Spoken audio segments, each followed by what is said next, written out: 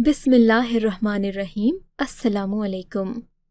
कभी कभी लोगों के रवैये हमें ये सोचने पर मजबूर कर देते हैं कि कुदरती तौर पर पेश आने वाले ऐसे वाक़यात जिससे हमारी ज़िंदगी जुड़ी होती है वो हमारे लिए ऐसे नाकर्दा गुनाह बन जाते हैं कि जिसकी सज़ा हमें उम्र भर काटनी पड़ती है। उनमें से एक हादसा एक औरत का बेवा हो जाना है। एक बेवा औरत को हमारा मुआशरा तमाम उम्र बेवकी में गुजारने की सज़ा देता है। गो कि अब लोगों की सोच बदल चुकी है, मगर ज़्यादातर लोगों की सोच का अभी भी मयार वही है। लोग समझते हैं बेवा भी शौहर के साथ आधी मर चुकी है, उसके जज्बात ख़त्म हो चुके हैं, ना वो अच्छा लिबास पहनने की हकदार है, ना खुशी से जीने की। मैंने भी ऐसी ही सज़ा काटी है। मेरी नंद पागल थी, और लेकिन हर जमेरात जिस कंवारी लड़की को अपना बाल तोड़ कर देती तो उसकी चंद ही दिनों में शादी हो जाती। मैं जवानी में बेवा हो गई थी तो मेरा भी दूसरी शादी करने का दिल चाहा था, मगर मेरी नंद मुझे अपने नज़दीक तक ना आने देती। एक दिन चुपके से कंघी से नंद का बाल चुरा कर सो गई। जो ही रात के 3 बजे तो पाँव तले से ज़मीन निकल गई, क्योंकि वहाँ तो मेरा ही शौहर। ये बात कुछ उन दिनों की है जब मेरी उम्र 28 साल होगी।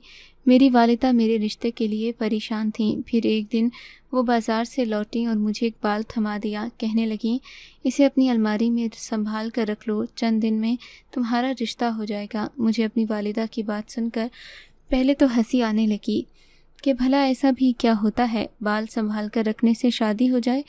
बहरहाल मुझे इस बात पर यकीन तो नहीं आया, लेकिन मैंने फिर भी वो बाल रख लिया था। मैं ज़्यादा खूबसूरत नहीं थी, इसलिए इस उम्र में पहुंचकर मेरे रिश्ते मुश्किल से आ रहे थे। लेकिन जिस दिन मैंने अलमारी में वो बाल रखा, दूसरे ही दिन वो लोग मुझे देखने के लिए आ गए। पसंद भी कर गए, लेकिन सादगी से निकाह करना चाहते थे, इसलिए चंद दिनों में ही शादी करके मैं फजल के घर आ गई। हैरत का झटका मुझे उस वक्त लगा जब मुझे ये मालूम हुआ कि मेरी ही नंद लोगों को अपना बाल तोड़ कर देती थी, और मेरी वालिदा ने भी रिश्ते के लिए उसी से बाल मांगा था।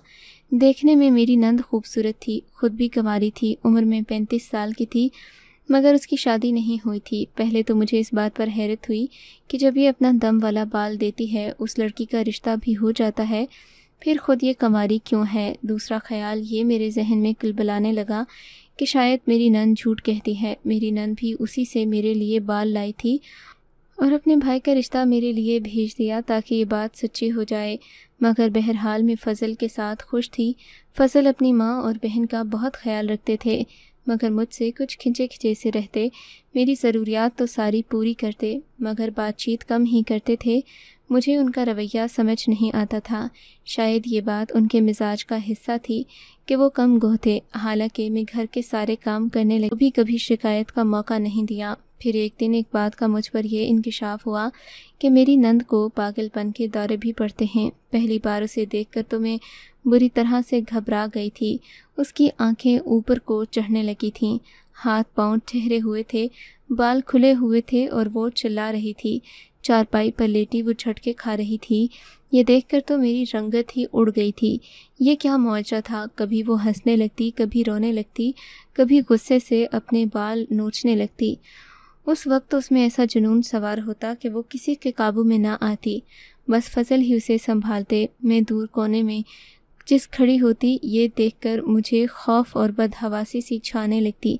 उसके हलक से अजीबो गरीब आवाज़ें आने लगी थीं, जैसे कोई मर्द बोल रहा हो। मुझे अपनी नंद से इस कदर खौफ महसूस हुआ कि मैं अपनी कमरे में चली गई। फ़ज़ल पूरी रात मेरे कमरे में नहीं आए। वो अपनी बहन की तीमारदारी करते रहे। मैं तो अपने के करीब भी ना हुई। मेरे जहन में रोज़ ही एक सवाल घूमने लगता कि अगर ये औरत पागल है तो दम दरूद कैसे कर सकती है। फिर जो दूसरा ख्याल मेरे जहन के पर्दे में आया, वो सोच कर तो मेरी जान ही निकल गई। क्या मेरी नंद पर जिनका साया है? उफ़, ये ख्याल मुझे खौफज़दा करने के लिए काफ़ी था। मैं तो अपनी नंद से कौसों दूर रहने लगी। अक्सर मेरी नंद को ऐसे दौरे रात के वक्त पड़ते थे और वो 1 घंटे बाद बिल्कुल निढाल सी हो जाती। अपनी बहन को यूं बेजान सा देखकर फ़ज़ल की आंखें भर आती थीं। मैं समझ गई कि मेरी नंद की शादी ना होने की वजह यही है कि या तो उस पर कोई जिन आशिक है जो उसकी कहीं शादी नहीं होने देता, ورنہ جو عورت خود اپنا بال دے اور اس بال کی وجہ سے لڑکیوں کی شادی ہو جائے۔ کبھی کبھی تو مجھے اپنی نند پر رحم سا آنے لگتا۔ اپنے دورے کے بعد جب وہ بے جان سا وجود لگنے لگتی تھی، شاید کوئی جن عاشق ہو گیا تھا اس پر۔ فضل اپنی بہن کی بگڑتی حالت پر از حد پریشان رہنے لگے تھے۔ پھر جب میں امید سے ہوئی تو سبھی خوش ہو گئے۔ میری ساس میرا بہت خیال رکھنے لگی۔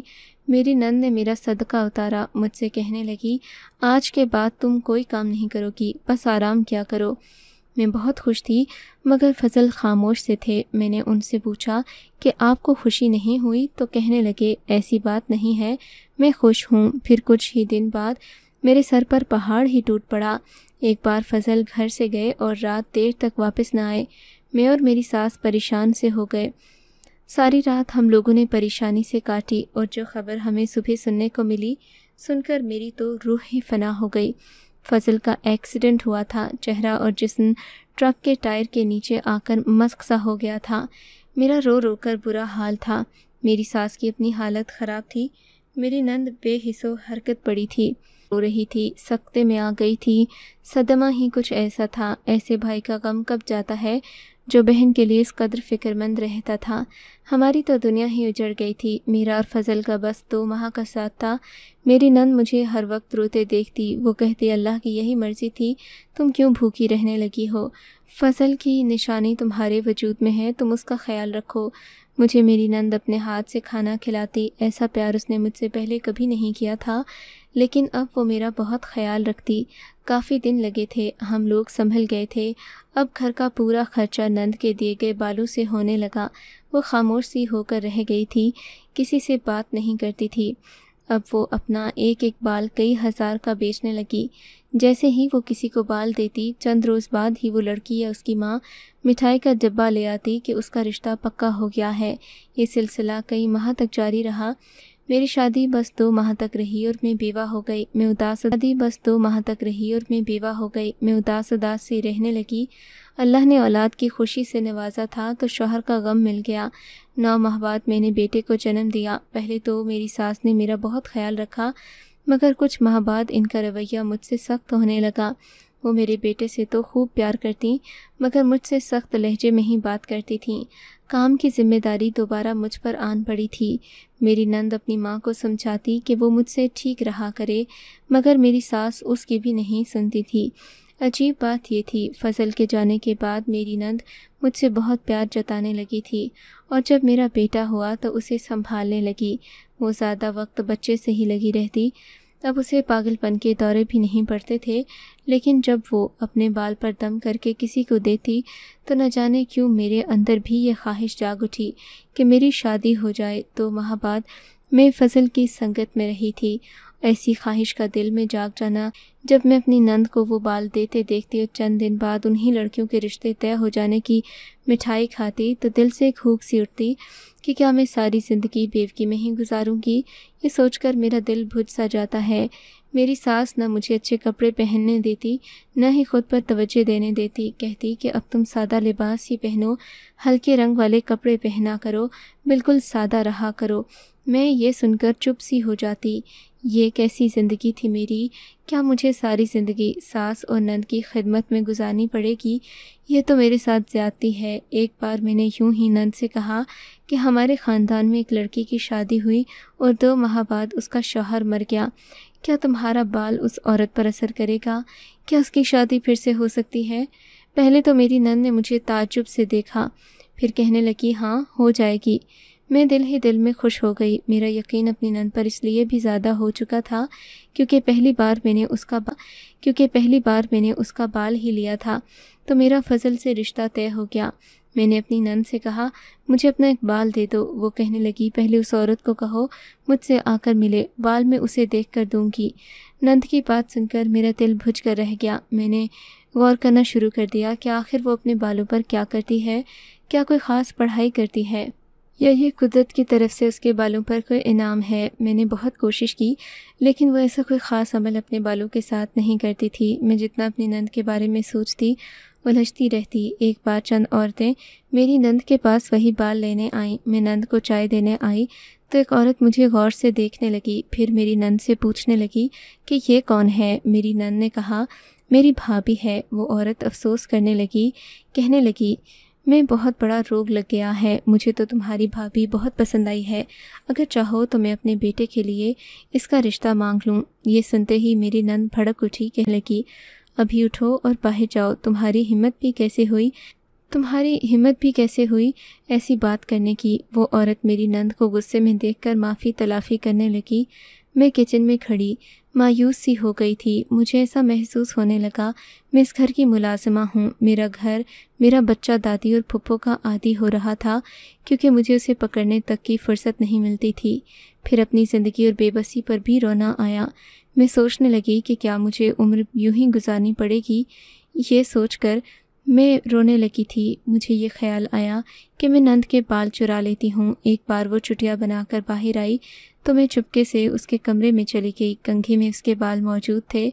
मैंने चुपके से चुरा लिए और जाकर अपनी अलमारी में रख दिए। उस वक्त मेरा दिल बहुत ज़ोर ज़ोर से धड़क रहा था।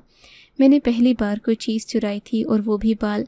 लेकिन उसी रात जो कुछ मैंने देखा, मेरे पैरों तले ज़मीन निकल गई। मैं अभी सो रही थी कि मुझे आने लगी।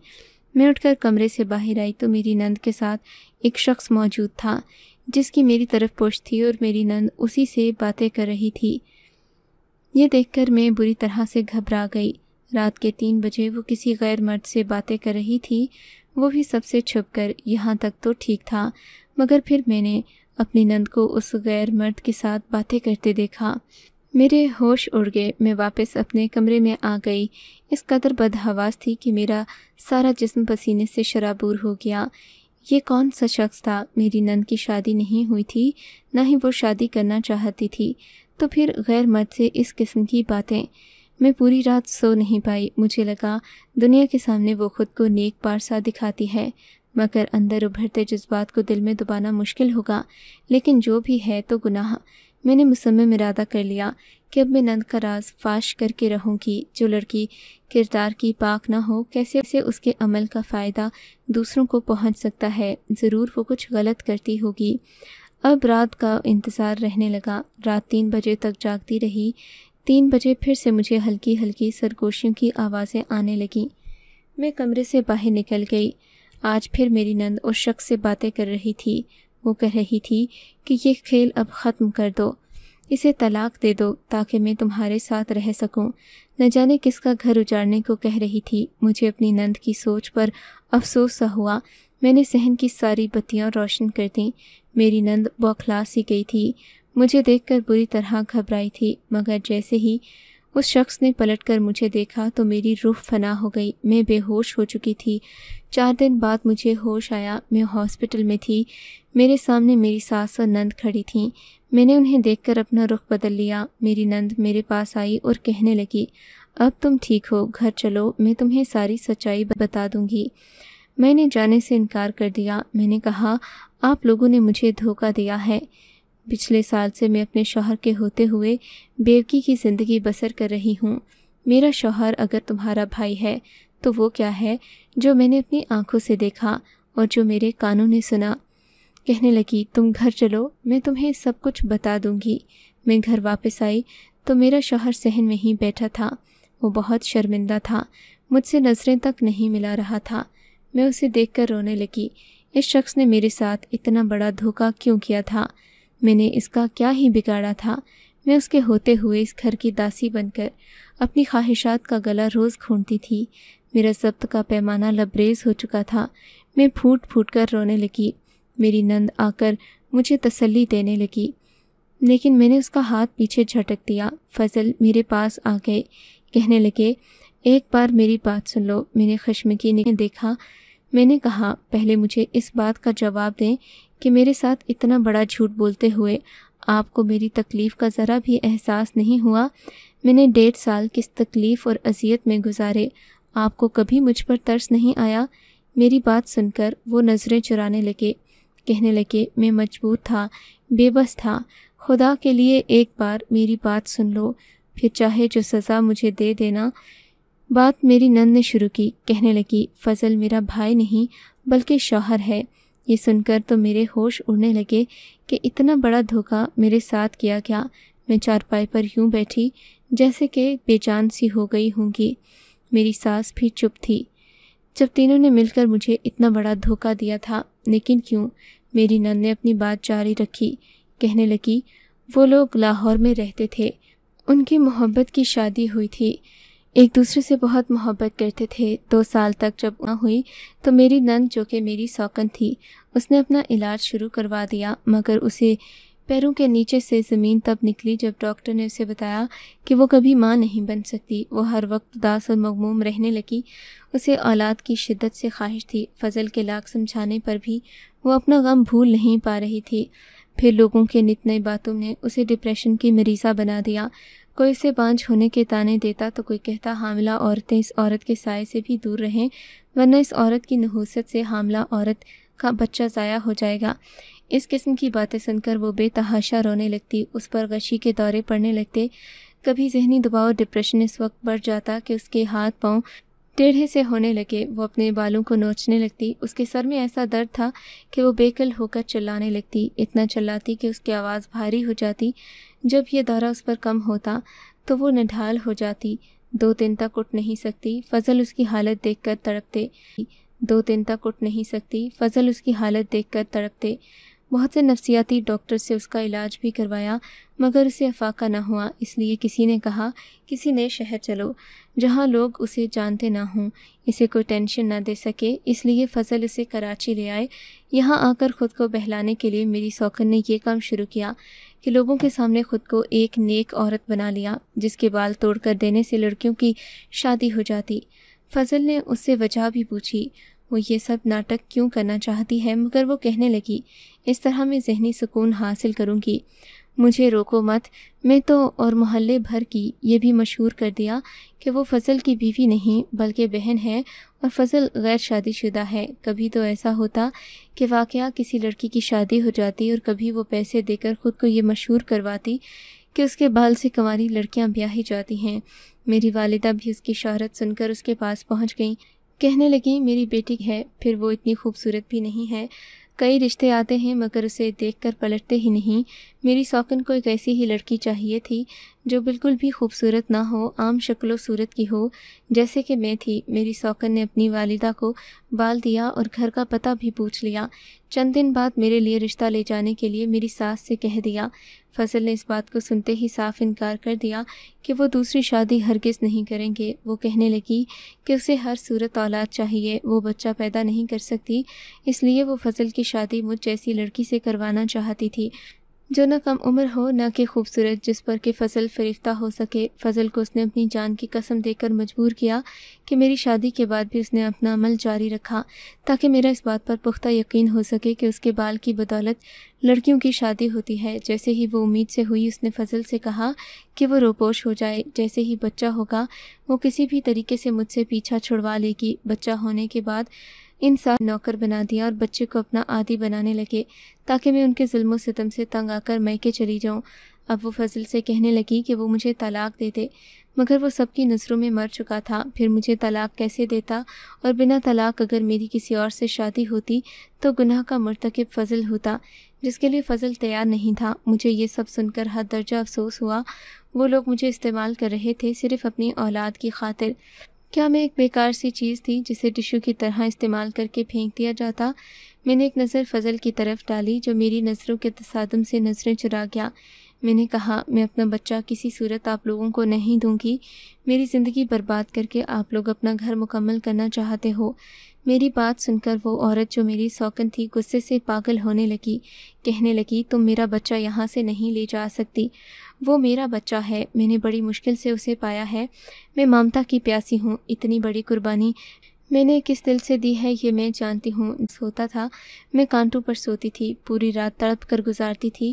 ایک عورت یہ کبھی بھی برداشت نہیں کر سکتی کہ اس کا شوہر جس سے وہ شدت سے چاہتی ہے وہ دوسری بیوی کے ساتھ وقت گزارے۔